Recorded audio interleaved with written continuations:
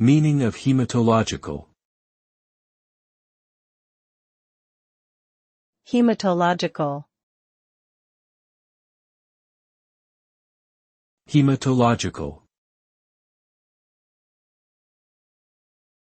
Haematological. Hematological.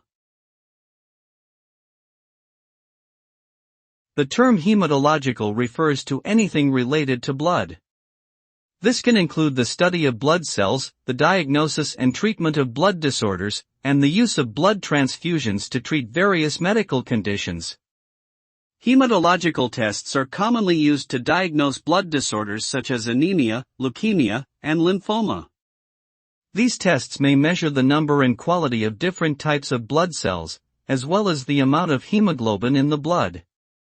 Overall, hematology plays an important role in the diagnosis and treatment of a wide range of medical conditions.